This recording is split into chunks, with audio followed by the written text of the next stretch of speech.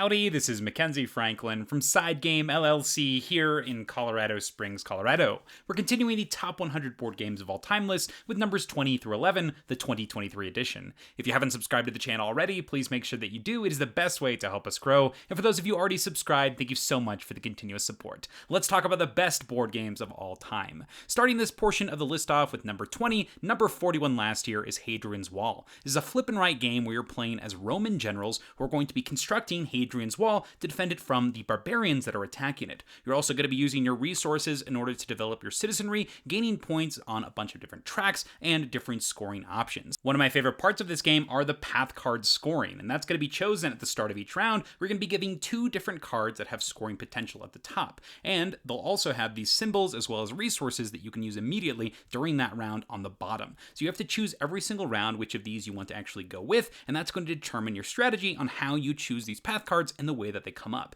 You can also make plans for the future based on what path cards have not shown in order to anticipate what you may grab during the gameplay. And if you pair this with the solo campaign, which gives you these different objectives, rules, and challenges, you can make it so that each experience is truly unique and allows you to explore the different tracks and citizenry venues for scoring points in tandem with those path cards and the challenges. This solo campaign is my favorite way to play Hadrian's Wall. I love that it's going to give you those extra goals, things to reach for with the challenges, and then a little bit of a setup reward if you do, and it makes so that you're going to be able to explore the entire Hadrian's Wall system, and it's one of my favorite solo experiences, period. So that is my number 20, number 41 last year, that is Hadrian's Wall. My number 19, number 8 last year is Super Fantasy Brawl. This is a skirmish game where you're taking your team of champions and pitting them against your opponent's 3.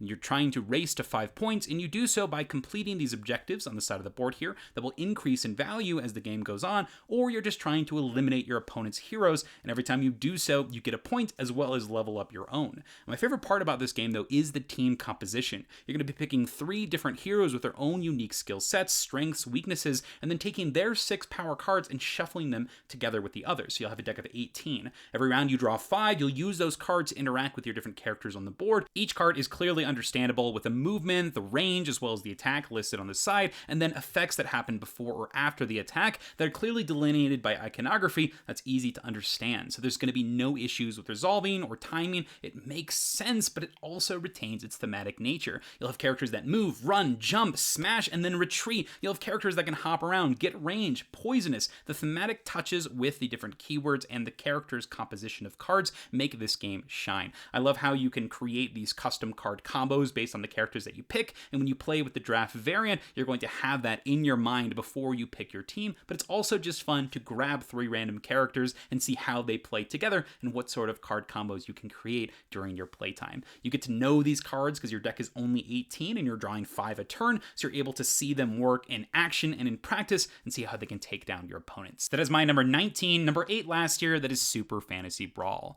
Number 18, number 15 last year goes to Camel Up 2nd Edition. This has you trying to make the most money at the camel races. You'll go to the track and every single leg you'll be making bets on the different camels and how they're going to stack up, literally. And you're going to do this through rolling dice, making single bets, or betting on the entire race. And then once all 5 dice have been rolled for that round, you'll check your stats and make a payout and do it again until the very end. Getting back to the stacking, every single time a camel moves, it's going to carry everything on top of it, and when it lands onto a space, it stacks on any of the camels already present. For example, if blue moved here, it would stop on purple and carry yellow with it. And then if purple moved, it would carry blue and yellow. This allows the game to have these moments of total surprise, and things can happen that normally shouldn't be able to happen in a racing game like this, and I love that it adds to the pressure and tension and to the confusion as to what sort of bets you might want to take, because there's pressure to really do everything. And that's my favorite part about this game, is the action system and how it puts you in the position that you want to do everything because it's all viable, but figuring out what the right choice is the hard decision here. You can either bet on that lay, you can move the camels to get more information and get immediate money, but give some information to everybody else. You can put out these applause or boom markers, which can actually manipulate the way the camels move,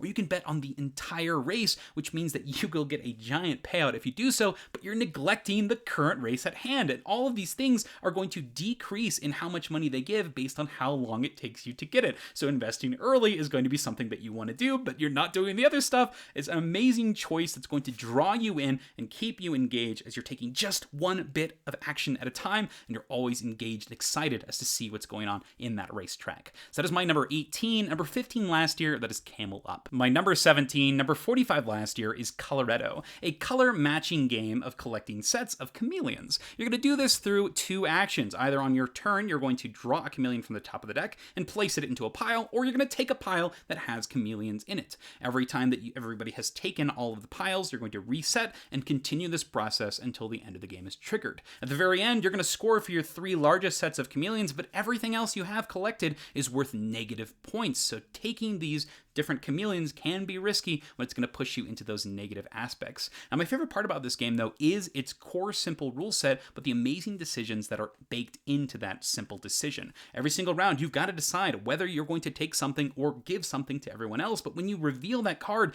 placing it into the pile is a huge decision. If somebody takes a pile that has something you want in it, you want to make sure that you're making it a little bit something that they don't want to take either. Just putting a single color that somebody doesn't want to collect means that's negative points that they have to deal with, but putting it into your own dilutes your own scoring, and it's a choice that you're going to have to commit to because everyone else at the table gets an option to take your piles before it comes back to you. I love that so much, and this leads into the extra cards. These are called the extra cards. It's a small expansion that I do recommend that you go find if you can, but if not, you can definitely just take a screenshot of this picture here, and it'll tell you some additional variants you can play the game with. What they do is they add one rules change that completely upsets the dynamic of the core game of just collecting the set. For example, this first card here says you only score your 2 largest sets at the end, and everything else is negative. This one here says whenever you collect a wild, it goes to the person on your right. This one says all your bonus cards go to the person on your left. This one says that you score your 3 sets like normal, but everything that's negative is worth times 3. This is so awesome because it adds to that tension and the choice whenever you're deciding where to cut those piles and which piles to take and when is the best time to drop out. I can't recommend this one enough. This has become one of my new staple fillers. That is Coloretto, number 17, number 45 last year. Number 16 goes to Terra Mystica. This is a Euro-style engine building game of expansion and terraforming, as you are going to be using your own asymmetric faction to put out your influence on the board in the form of cities and buildings. Every single round, you'll have a single action that you take, and you're trying to build close to the other players, but also build far enough away to where your options aren't as restricted. And my favorite part about this game, though, is the core action system. Again, on your turn, you get to do one thing, and that thing can be something like use a bonus action, put out a priest to go up different tracks, upgrade your existing buildings, build new buildings, increase the efficiency of your terraforming, or do some shipping. And that's going to allow you to interact with the main game board and start building out your empire. But the thing that makes this so lovely, the single action, is your timing is so important in this one. You're trying to build next to people to generate resources. But if you're building next to people, that means you now have competition for the spaces around you. And since you're only taking one action at a time, getting the resources, putting out your presence on the board, reserving spaces, increasing shipping, all of these are factors that you're going to have to think about that put pressure on you to make the correct plays in the correct order, but also be flexible and adaptable to the different decisions that every other player is making. I love the way the board changes and that interaction that's created through this simple action system and how engaged you are throughout the experience because you're doing one small thing at a time. It's bringing you back constantly and making you engaged and aware of what's happening at the table. It's a sensation that I love in a lot of games, and it's something you're probably going to hear about from here on out. And I do want to quickly mention that I combined Terra Mystica and Gaia Project together on the list. So last year, Terra Mystica was at 20, and this year's at 16, and then Gaia Project was at 11, and then this year it's at 16. Now, I'll talk about this more at the end of the video, but I do rank Gaia Project a 10 out of 10 as well. It's super similar to Terra Mystica, which is why I sort of combined it here, just like the Pandemic Legacy games, but I do prefer Terra Mystica just slightly over Gaia Project. So that is my number 16, that is Terra Mystica, number 20 last year. My number 15 goes to Crokinole. New to the list, this is a flicking game where you're going to be taking discs and trying to hit the center of this board. Every single turn, you'll flick a disc, and if there's an enemy piece present, you must hit an enemy piece first before you can put your disc onto the board. If you miss, they're removed, but you're always trying to get towards that center because at the end of each round, you'll score points based on how close your pieces are to the center. Now, my favorite part about this game, though, is the way the board is constantly changing and how it keeps you engaged and excited throughout the experience. When it's your turn, you're flicking that disc and the game encourages you to actually make movement on the board. You have to actually get your piece to stay on the board. And you tie that in with the team play and the dynamics and the amazing stand-up moments that can happen when a single tweak or a single push happens. It's an experience that makes you excited to come back to it. It's easy to set up and play. You just put the board on the table, you go for it, and you get amazing moments that feel rewarding the entire time. Love that constant change of the game state with the board, but the overall Crokinole experience is one that I recommend strongly. So that is my number 15, that is Crokinole. My number 14, number 7 last year, is Brass Birmingham. This is a route-building economic game where you are going to be building tracks and selling different resources in order to make the most cash and victory points through flipping tiles. Every turn you use an action card in your hand to take one of the available actions, and then based on what's in your hand, that's going to limit your options for future building and expanding actions. So you're always deciding what's worth discarding because really the build action is the only one that actually cares about the location of the icon, but when it comes up, you want to make sure that you have those options available. Now, my favorite part about this game, though, is the way you're going to be interacting with the other players on the board and just how available and open everything is. On your turn, you're putting out a piece onto the game board, but you can use the resources that are available from the different players. For example, if you need to make a sale and you're connected to one of your opponent's beers, you can use that in order to make that sale happen. Or you can borrow coal through the different routes that other players have been creating. I love how you have all of this stuff fluctuating. The tiles on the board, the different markets that have the iron and the coal, but also it benefits the other players when you take actions that interact with them. You're flipping their tiles, allowing them to score, getting them income, but you may have ruined their plans for a sale that they were trying to create. You can also combo it so you can take double turns based on the initiative track and then be able to get some huge value out of that current board state, and you'll be able to set it up for future turns, giving your opponent something that they can pull from that may also benefit you. It's a gratifying game overall, being able to flip tiles, gaining resources and points, getting that income phase every turn, and once you get into it, getting loads of cash that you can use to put presents out. I think that Brass Birmingham has evolved that brass system by adding the variability as well as making it so that you have all these resources to choose from, different paths, and even within those paths, for example, the boxes, you can choose to skip certain boxes you don't really want to build using the development action and clearing up tiles. I love the choices that are present, but the interaction is key here and core to the experience. That is my number 14, that is Brass Birmingham, number 7 last year. My number 13 is Dune Imperium, number 48 last year. This has you playing as leaders in the Dune universe who will be deploying troops as well as assembling allies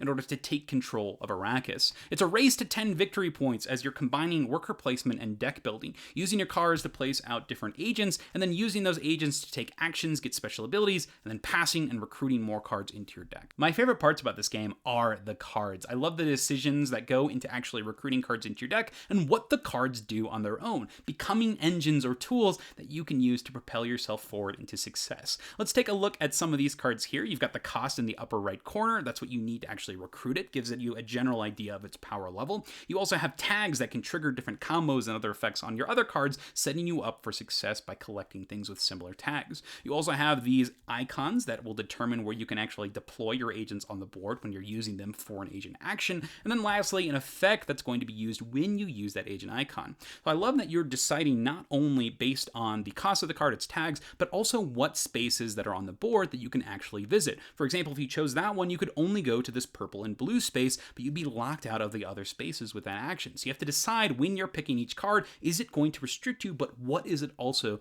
going to allow you to do? Because that section there can get you water, it can get you units, and it can also get you intrigue cards, but it doesn't allow you to take any of the other main spaces, getting spice on the main board. So every choice matters, and the deck building is so important. Sometimes it's strong to just not grab a card because you don't want to dilute your other cards in your deck because of how integral they are to working together and pushing you forward to that endgame victory. And lastly, and this is amazing, when you hold a card and you don't actually use it, you get the bonus at the bottom here. This one says Fremen Bond get 3 by power, which means if you hold on to it, you may not need to use it in the moment for its action to get a victory point, but you can use it to purchase more cards that will propel you into that water gaining strategy. I love the combination of the cards here, how each card has so much information, but it's clear, legible, and impactful. You have to decide when you want to recruit these, how you want to build your deck, and how that's going to affect your presence on the board. Love Dune Imperium. That is my number 13. My number 12 goes to Bullet Heart. Number 10 last last year, this is a puzzle-solving game where you're going to be drawing these bullets from a bag and placing them into your grid in front of you.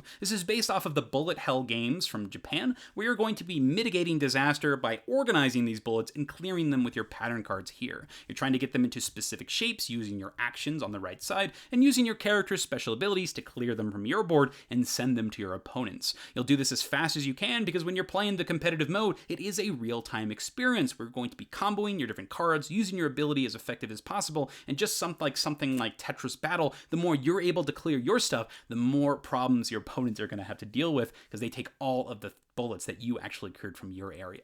But my favorite part about this game is the way the abilities work and how they translate to the different game modes. Every time you play this game, you're going to pick a heroine that is your character with different actions, effects, and then sometimes they even have special tokens that will go onto the board or into the bag, and then pattern cards that will utilize the different abilities and effects. For example, Ling Ling Zhao here has a way that they actually count the numbers on the tokens and use those to bolster their actions. Love the concept here. But you're able to take those ideas and they can actually be translated into the solo, the cooperative, or that competitive mode. For example, you have Hell on Wheels here, who is a boss that you're going to fight, and her effect is all about pushing the different bullets. So that means that when you play against her, you're going to make sure that you are keeping things away so nothing gets pushed, so you're not going to get wrecked every single round, and that adds to the decision making and how you're going to plan forward. I also love that the different characters reflect their bosses on both sides, so that character Hell on Wheels is going to be pushing stuff, so her heroine form also has that as her main way of getting rid of her own bullets. You'll be moving and manipulating, trying to push them off your board, and that is going to clear them. This allows you to scale the difficulty, the challenge rating, but also make it an experience that's going to be unique, varied, and something you're going to come back to. I love the entire experience. I've played all of the characters in all of the modes, and it's still something I'm excited to play again and again. Bullet truly is a unique game, and one I love, one of my favorite games, period. That's my number 12, number 10 last year, that is Bullet Heart. Closing off this section of the list, my number 11, number 16 last year is Sleeping Gods. This is my favorite campaign game, period, and I think it's also the gold standard for campaign and storytelling games in general. Now, in Sleeping Gods, you play as the crew of the Manticore traveling the Wandering Sea in search for totems to bring you back to your real world. As you explore, you're going to be interacting with the different islands here, going on different experiences, collecting quest items, as well as getting into combats, all through this campaign keyword system that's going to be leading you in directions and giving you some direction in this open world experience. You have a worker placement phase at the beginning where you're going to gain some resources, you'll take an event card, and then you'll get to take two main actions on the game board, interacting with the different spaces, going to the market, healing your crew, but you're all racing against time as that event deck is your timer and you're going to be running through those turns pretty dang quickly.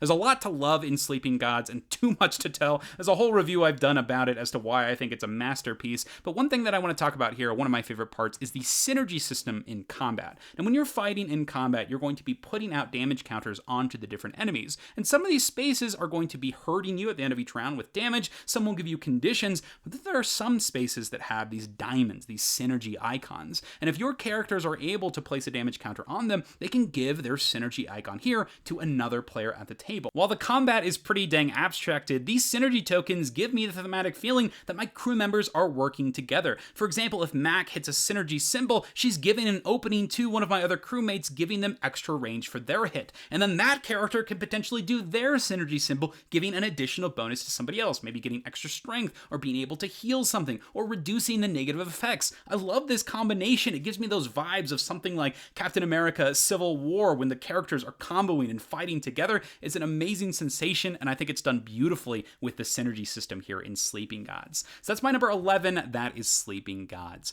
And that's where we're going to close this video. That's numbers 20 through 11. Let's quickly go through a reflection where we'll talk about the games that were new to the list, as well as some of the biggest movers. Starting off with our new game to the list, only one for this section, it's Crokinole, and what a game it is. It's become one of our new side game favorites, a staple in our library, and we even had a tournament for it back in FranCon. It's one that anybody can play, pick up, and there's awesome scaling and balancing that you can do with the team composition. It's one that I do recommend. We are playing with the Mayday Crokinole boards. They're budget friendly, friendly, but I think that they give you that core experience, that camaraderie, and the overall crokinole flicking. I'm excited to try some new boards. I've heard that Tracy boards are worth looking into, so I'll have to see what are the options that are available for that, because I think for next year, we're going to need to get a couple more boards for the crokinole tournament. So that is our new to the list game, that is crokinole. And then we had some big movers, starting off with Hadrian's Wall. Hadrian's Wall moved from 41 to 20, and that definitely has to do with that campaign piece. With those extra goals here in the solo campaign, it truly does open up the experience because you're going to be exploring all those different paths in tandem with those path cards because of the fort rules, goals, and challenges. It means that you're going to try strategies that you normally wouldn't approach, and I think that's something that this game super needed and what bumped it up to that 10 level.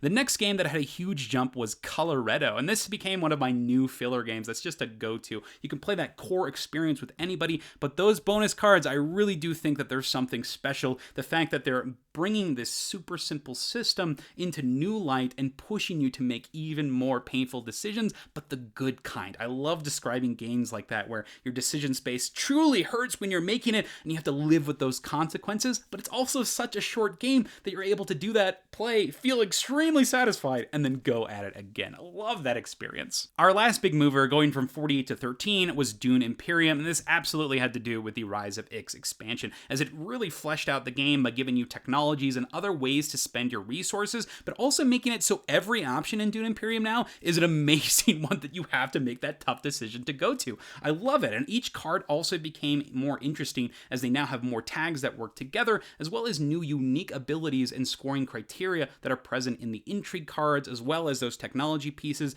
and the cards from the Imperium Row themselves. So a lot to love in that. And they also have the Immortality expansion if you want to change things up even more with these awesome grafting cards where you can combine them, which just lets you play more cards, which is so cool because the cards are awesome. Love this one. That is Dune Imperium, going from 48 to 13. The biggest drop on this list was from number 8 to 19. That was Super Fantasy Brawl. And that has to do really with just this past year, I've gotten a chance to play so many skirmish games. I've had a lot more opportunities to play two-player head-to-head experiences, and that pushed Super Fantasy Brawl down just a little bit. But it's still in my top 20 games, period. I think the team composition as well as the objective scoring makes this one stand out, and I strongly recommend it if you're looking for something where you're taking your team of champions versus an opponent's. I wanted to close off this reflection piece by talking about Terra Mystica and Gaia Project really quick. So last year, Terra Mystica was at 20 and Gaia Project was at 11, but I combined them to 16 here. But I did give Terra Mystica the edge just slightly, and that has to do with the new expansion, the Merchants of the Sea. This added a new resource where you're going to get these ships, and you're actually able to put them onto the board and travel the waterways with them, and it adds to the positive player interaction because you're able to actually put